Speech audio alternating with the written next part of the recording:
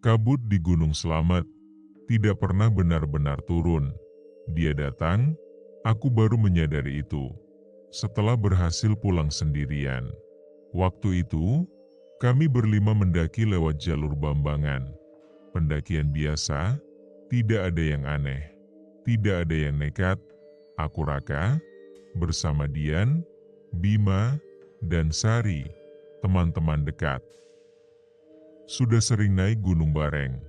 Cuaca pagi cerah, langit biru, Gunung Slamet terlihat ramah, tapi Dian, sejak awal terlihat berbeda.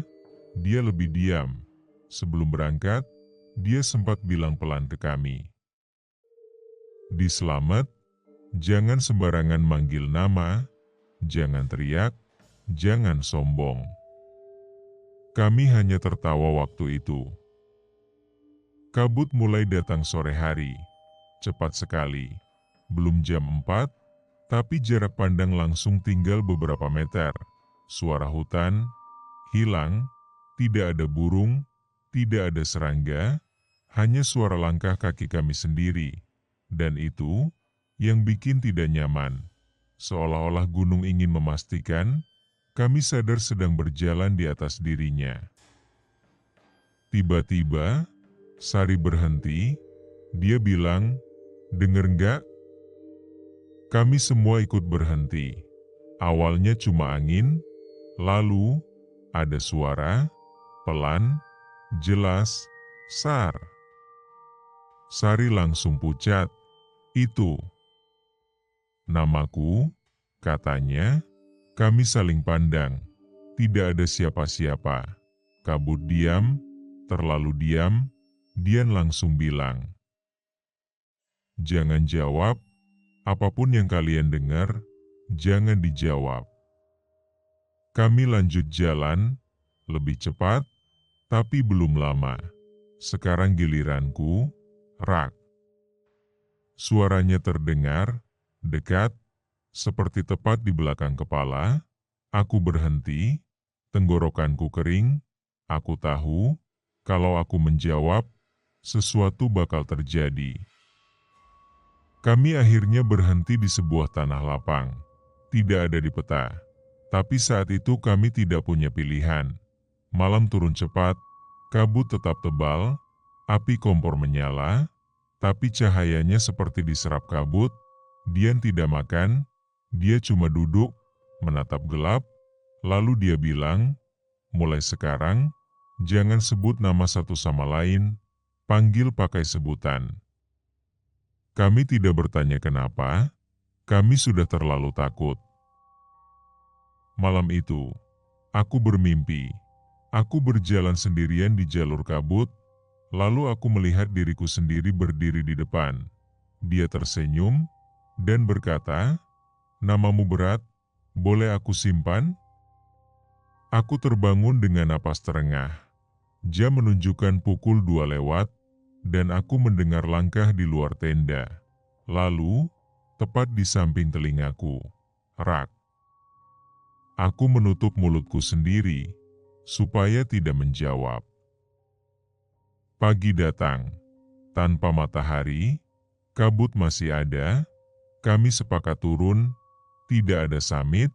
Kami berjalan, tapi jalur seperti berulang.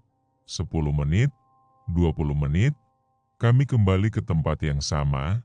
Sari mulai menangis. Dia bilang, "Dari tadi aku ngerasa, kita berenam." Kami menghitung, 5, tapi perasaan itu tetap ada. Dia menyuruh kami menyebut nama masing-masing. Dalam hati, saat aku sampai di nama Sari, aku ragu. Nama itu terasa licin, seperti hampir lepas dari ingatan.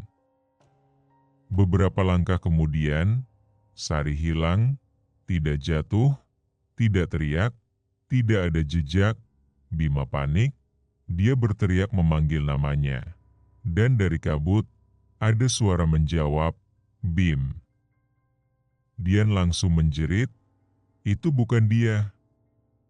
Tapi Bima sudah melangkah ke arah suara itu, dan dia tidak pernah kembali. Sekarang tinggal 3, waktu tidak terasa berjalan, jam mati, ponsel mati, Dian akhirnya jatuh terduduk. Dia menatapku dan bertanya, "Kamu siapa?" Dadaku terasa sesak. Namaku tidak ingin keluar. Lalu dari kabut, suara itu kembali. Rak. Aku menoleh, dan tiba-tiba, aku sudah ada di jalur jelas. Base camp, petugas menatapku heran. "Kamu kenapa sendirian?" Aku ingin menjawab, ingin bilang ada teman-temanku. Tapi kepalaku kosong. Petugas bertanya, "Nama kamu siapa, Mas?" Aku membuka mulut, dan di kejauhan, kabut di Gunung Slamet berputar pelan, seperti menunggu nama berikutnya. Kalau kalian mendaki gunung, dan mendengar nama kalian dipanggil, pastikan benar-benar tahu siapa yang memanggil.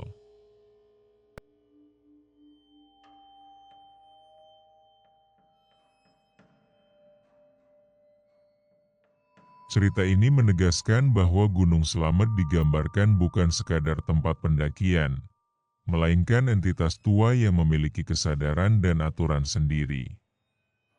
Kabut menjadi simbol sekaligus perwujudan kekuatan gunung. Ia tidak hanya menyesatkan secara fisik, tetapi memangsa identitas manusia melalui nama. Inti horornya bukan pada sosok menyeramkan, melainkan pada kehilangan jati diri. Saat seseorang mendengar namanya dipanggil dan merespons, ia perlahan diambil, dihapus dari ingatan, dari rombongan, bahkan dari dunia manusia. Satu persatu pendaki hilang bukan karena kecelakaan, tetapi karena melanggar pantangan tak tertulis, menjawab panggilan yang bukan berasal dari manusia. Tokoh utama selamat secara fisik, namun kehilangan sebagian ingatannya, menunjukkan bahwa keselamatan di gunung tidak selalu berarti pulang utuh. Gunung mengembalikan tubuhnya, tetapi menyimpan pengalaman, trauma, dan hampir saja menyimpan namanya.